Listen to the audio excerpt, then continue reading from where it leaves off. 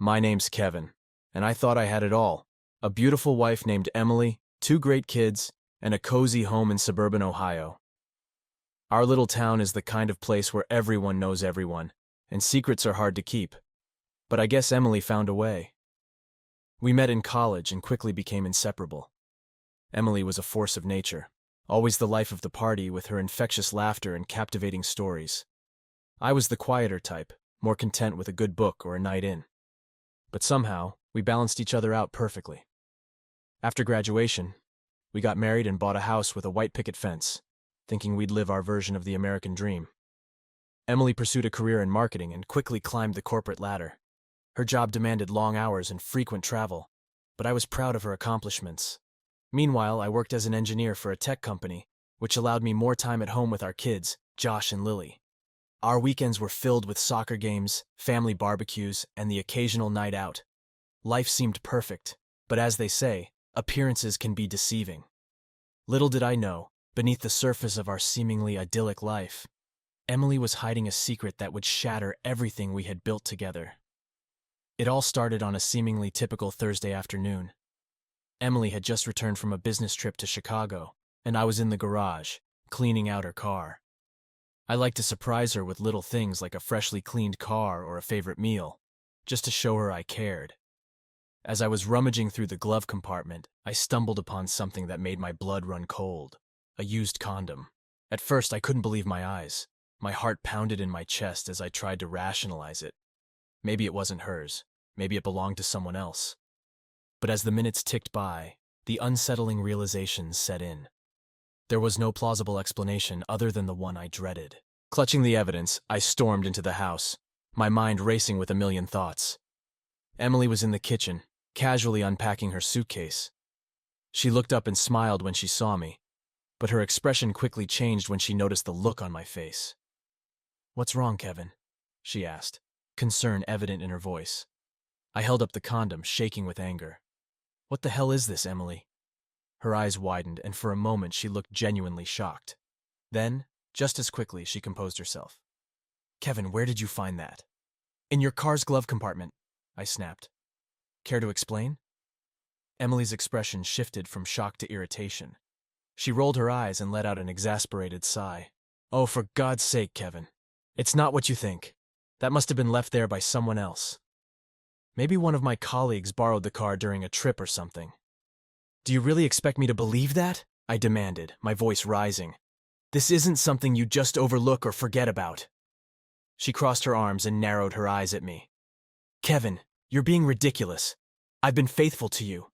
Do you honestly think I'd be stupid enough to leave something like that in my car if I were cheating?" Her defensiveness only fueled my suspicions. "Then who? Who borrowed your car, Emily? Give me a name." She hesitated, a flicker of uncertainty crossing her face before she quickly masked it. "I don't remember, okay? Maybe it was Jenna or Mike. I let them use the car when we were out of town last month. I can ask them." The more she spoke, the more my doubts grew. Her excuses were flimsy at best, and her evasiveness only made me more certain she was hiding something. But what could I do? I had no proof beyond the condom, and without a confession, I was stuck. I decided to drop the subject for the time being, but the seed of doubt had been planted. From that moment on, I started paying closer attention to Emily's behavior. I watched for any signs, any hints that might confirm my worst fears. Little did I know, the truth was far more devastating than I could have ever imagined. A few weeks passed, and though things seemed to return to normal on the surface, I couldn't shake the nagging feeling that something was off. Emily continued her routine of long hours and business trips, but now every late night and every out-of-town meeting made me suspicious. I became a detective in my own home, searching for clues and piecing together fragments of evidence. One Friday evening, I took Josh and Lily to a friend's house for a sleepover. Emily said she had a late meeting and would be home after us. When I returned home alone, the house was eerily quiet. I walked through the door, expecting to see Emily either working in the living room or fast asleep in bed. Instead, I was greeted by muffled sounds coming from our bedroom. My heart raced, anger and dread mixing into a toxic cocktail in my veins. I moved quietly, my feet barely making a sound on the hardwood floors. As I reached the top of the stairs, the sounds became clearer. Groans, moans, and the unmistakable rhythm of sex. I stood frozen outside our bedroom door, my hand trembling as I reached for the knob. I felt like I was in a nightmare, desperately wishing to wake up, but knowing this was my brutal reality. Summoning every ounce of courage, I flung the door open. There she was, Emily, tangled in the sheets with another man.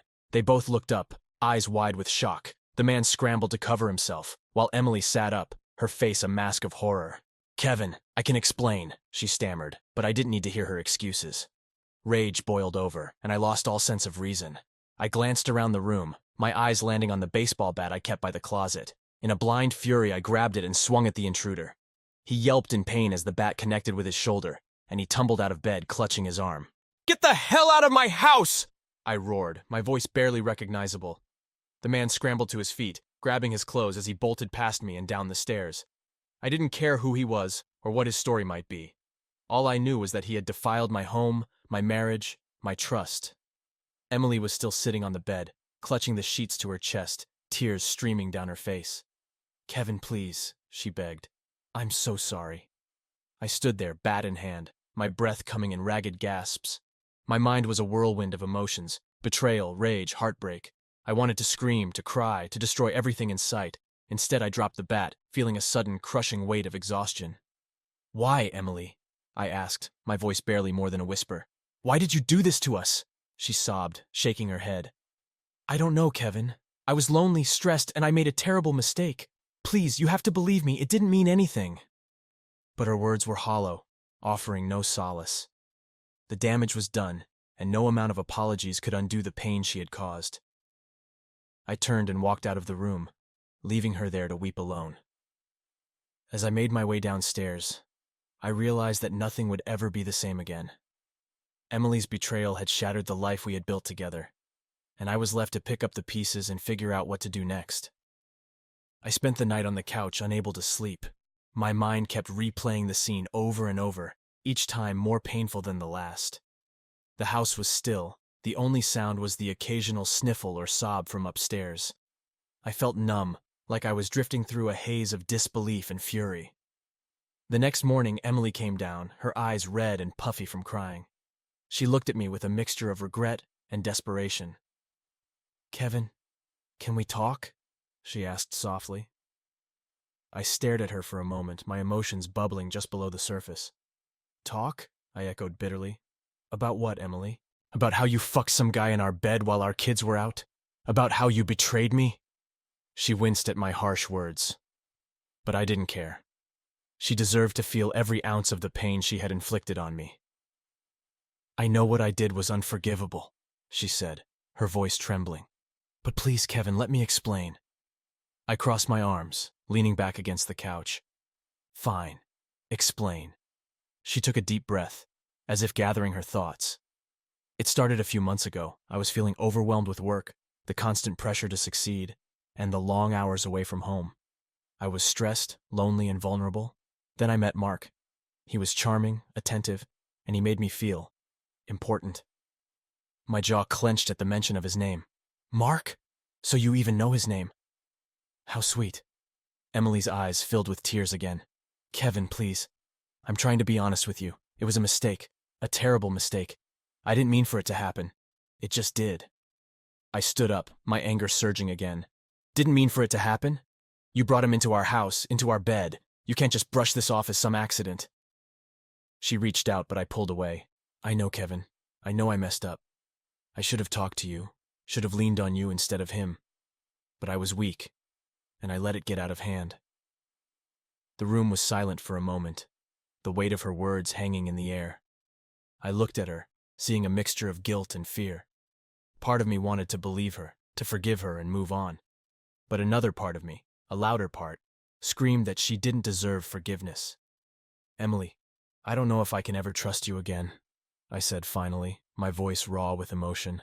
"You broke something that can't be easily fixed." She nodded, tears streaming down her face. "I understand, Kevin. But I love you, and I'm willing to do whatever it takes to make things right."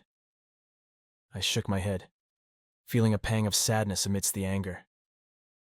"You can't just fix this, Emily. You can't undo what you've done." She collapsed onto the couch, sobbing uncontrollably. I watched her, my own eyes stinging with tears. Despite everything, a part of me still loved her, still wanted to hold her and tell her everything would be okay. But I knew that wasn't possible. Not anymore. I need some time to think, I said, my voice barely audible. I need to figure out what to do next. Emily nodded, unable to speak through her tears. I turned and walked out of the house, needing to escape the suffocating weight of her betrayal. I didn't know where I was going or what I was going to do, but I knew I couldn't stay there, not with the ghost of her infidelity haunting every corner. The following days were a blur. I avoided Emily as much as possible, staying late at work and finding any excuse not to go home. When I did see her, the tension was palpable. She tried to reach out to talk, but I shut her down every time. The pain was too fresh, the wound too raw. One evening, after a particularly grueling day at work, I found myself at a local bar. It was a dingy place, the kind of dive where people went to forget their troubles. I sat at the counter, nursing a whiskey, my mind racing with thoughts of Emily and her betrayal. The more I drank, the angrier I became. I couldn't just let her get away with what she did. I needed to do something, to make her feel the same pain she had inflicted on me. That's when the idea hit me. Revenge.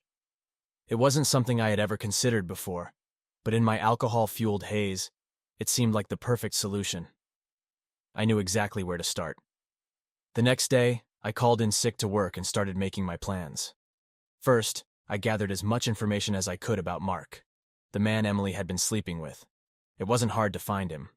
Emily had mentioned his full name during our confrontation, and a quick search online led me to his social media profiles. He was married too, with a wife and 2 young children. The thought of exposing his affair to his family filled me with a twisted sense of satisfaction. But I wasn't going to stop there. I wanted to hit Emily where it hurt the most, her career. I knew she was up for a big promotion at work, and I also knew her company had a strict policy against workplace relationships. If I could prove she had been sleeping with a colleague, her career would be over. I started by sending an anonymous email to Mark's wife, detailing everything I knew about the affair. I included dates, times, and even photos I had taken of him leaving our house. It was cruel, but I didn't care. He deserved it. Next, I sent a similar email to Emily's boss, copying HR on the message. I framed it as a concerned employee who had discovered inappropriate behavior between 2 colleagues. I knew it would trigger an investigation, and I was confident Emily wouldn't be able to talk her way out of this one. As the days passed, I waited for the fallout. Emily became increasingly anxious, sensing that something was amiss but not knowing what. Then, one evening, she came home looking pale and shaken. "Kevin, we need to talk," she said, her voice trembling. I raised an eyebrow, feigning ignorance. "About what?" She took a deep breath, her eyes filled with a mixture of fear and anger. "Someone reported my affair to HR. They're launching an investigation, and Mark, his wife, found out everything. She's leaving him." I leaned back, crossing my arms. "Is that so? How unfortunate." Emily's eyes widened with realization. "It was you, wasn't it? You did this." I didn't bother denying it. "What did you expect, Emily? You thought you could betray me and get away with it? Actions have consequences." She stared at me, a mixture of anger and desperation in her eyes. "You're destroying my life, Kevin." I stood up, towering over her. "You destroyed mine first, Emily. This is just payback." She collapsed onto the couch, sobbing. For a moment, I felt a pang of guilt, but it was quickly overshadowed by a sense of vindication. She had hurt me in the worst possible way, and now she was feeling the consequences of her actions. Over the next few weeks, Emily's life unraveled. She was suspended from work pending the investigation, and the stress of it all took a visible toll on her. Mark's wife filed for divorce, and he lost custody of his kids. Our home became a battleground of silence and resentment, and I knew there was no coming back from this. As much as my revenge had satisfied a part of me, it also left me feeling hollow. The realization that my actions had caused so much pain didn't bring the closure I had hoped for. But it was too late to turn back now. The damage was done, and we were both left to pick up the pieces of our shattered lives. The tension in our house reached a boiling point. Every day was filled with silence, broken only by the occasional forced conversation about logistics and the kids. The atmosphere was suffocating, and I knew that something had to give. One evening, after putting Josh and Lily to bed, I decided it was time to have the conversation that would finally bring some closure. I found Emily in the living room, sitting on the couch and staring blankly at the TV. She looked exhausted, the stress of the investigation at work and the fallout from her affair etched into her features. I took a deep breath and sat down across from her. "Emily, we need to talk," I said, my voice steady but firm. She looked up, her eyes weary. "What is it, Kevin?" I took another deep breath, trying to find the right words. "This isn't working. We can't keep living like this. The betrayal, the revenge, the constant tension, it's tearing us apart." She nodded slowly, tears welling up in her eyes. "I know, Kevin. I know I hurt you, and I know things can never be the same. But I still love you. I still want to make things right." I shook my head, feeling a pang of sadness. "I don't think that's possible, Emily. The trust is gone, and without trust, there's nothing left to build on. I've been trying to convince myself that we can move past this, but we can't. Too much has happened." She started to cry, her shoulders shaking with sobs. "I made a terrible mistake, Kevin. I was stupid and selfish, and I ruined everything. But I can't lose you. Please, we can go to counseling. We can try to fix this." I felt a lump in my throat, but I forced myself to stay strong. "Emily, I don't want to spend the rest of my life looking over my shoulder, wondering if you're cheating on me again. I don't want to live in a house filled with resentment and anger. We need to move on, for our sake and for the kids' sake." She looked at me, her eyes pleading. "What about the kids, Kevin? What about Josh and Lily? How are we going to explain this to them? We'll tell them the truth, in a way they can understand. We'll let them know that we both love them and that this isn't their fault. We'll work together to make this transition as smooth as possible for them." Emily wiped her tears, her face a mask of despair. "I never wanted this to happen. I never wanted to hurt you." I sighed, feeling a mix of anger and sadness. "I know, Emily, but intentions don't change the reality of what happened. We both made mistakes, and now we have to deal with the consequences." She nodded, her expression defeated. "So what now?" "We need to start the process of separating," I said, my voice firm. "I'll find a place to stay for a while, and we'll figure out the logistics of splitting our assets and arranging custody for the kids." Emily nodded again, her eyes filled with sorrow. "I understand. I'll do whatever it takes to make this as painless as possible." We sat there in silence for a few moments, the weight of our decision settling over us. It was a painful, heartbreaking moment, but it was also a necessary one. Our marriage was over, and there was no point in dragging it out any longer. As I stood up to leave, Emily reached out and grabbed my hand. "Kevin, I'm so sorry. I know I can't make up for what I did, but I want you to know that I regret it every single day." I looked down at her, feeling a surge of conflicting emotions. "I know, Emily. I know you do. But it's too late to change what happened. We have to move forward now. For our sake and for the kids." She nodded, tears streaming down her face. "Goodbye, Kevin." "Goodbye, Emily," I replied, my voice choked with emotion. I walked out of the living room, feeling a mixture of relief and sorrow. The road ahead would be difficult, but at least now we had taken the first step towards healing. The days that followed were a whirlwind of legal proceedings and emotional turmoil. Emily and I agreed to file for an uncontested divorce, hoping to avoid a protracted court battle for the sake of the kids. Even so, the process was draining, both financially and emotionally. We each hired lawyers who facilitated the division of our assets and worked out a custody agreement for Josh and Lily. Our house, the home we had built together, was to be sold, and the proceeds split between us. It felt like the final nail in the coffin of our marriage, seeing the for sale sign go up in the front yard. We stood before the judge in a small, sterile courtroom. The formality of the setting only heightened the sense of finality. Emily looked fragile, her usual confident demeanor replaced with a visible sadness. I felt a pang of guilt, knowing that, despite everything, she was still the mother of my children and someone I had once loved deeply. The judge read through the terms of our agreement, asking us each to confirm our understanding and acceptance. We both nodded, our voices barely more than whispers. The judge then declared our marriage dissolved, his words echoing in the silent courtroom. As we left the courthouse, Emily and I exchanged a brief, awkward hug. It felt like the right thing to do, a small gesture of closure after everything we'd been through.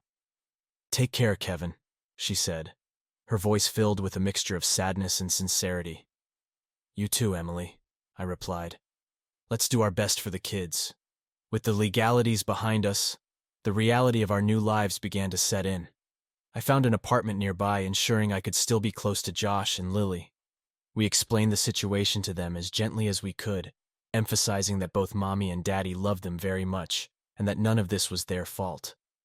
Their reactions were a mix of confusion and sadness, and it broke my heart to see them hurting.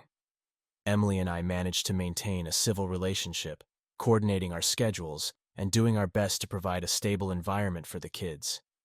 We alternated weekends and shared holidays, creating new traditions to replace the old ones we had lost. It was awkward and difficult, but we were determined to make it work.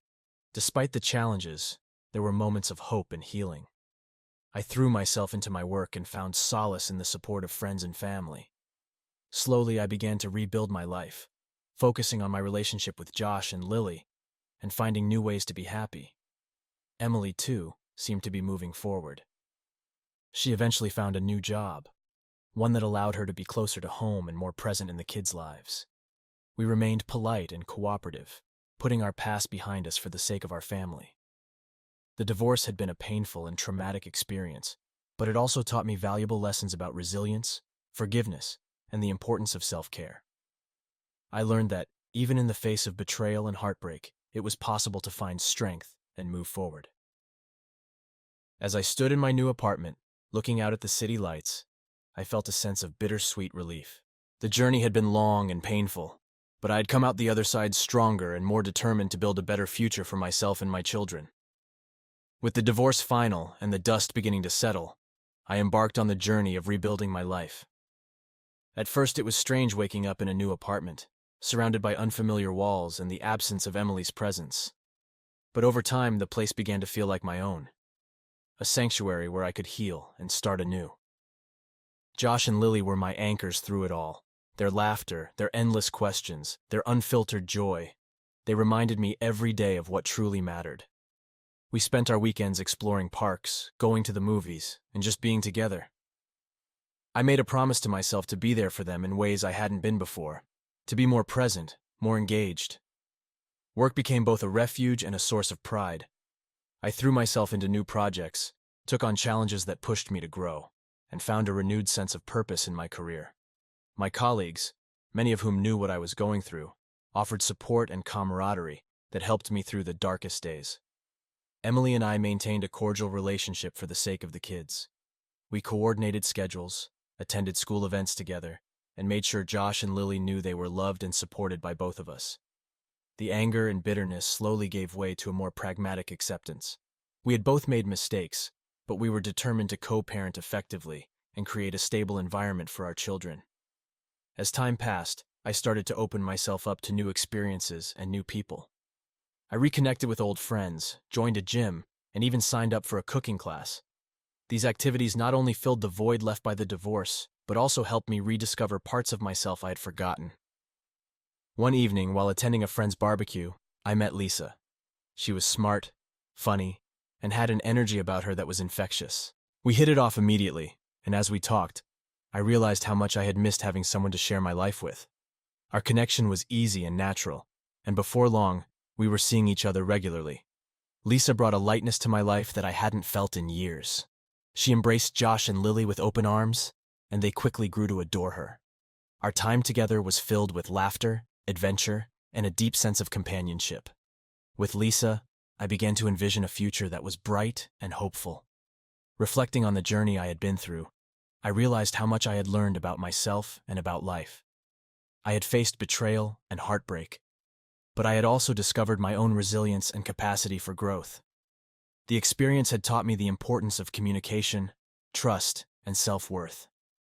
I had learned to prioritize my own happiness and well-being, and to never lose sight of what truly matters. As I stood on the balcony of my apartment, looking out at the city that had become my new home, I felt a sense of peace. My life had taken an unexpected turn, but it had also led me to a place of newfound strength and clarity. I knew there would still be challenges ahead, but I was ready to face them, armed with the lessons of the past and the promise of a brighter future. For Josh, Lily, and myself, this was a new beginning, a chance to build a life filled with love, joy, and endless possibilities. And for that, I was profoundly grateful.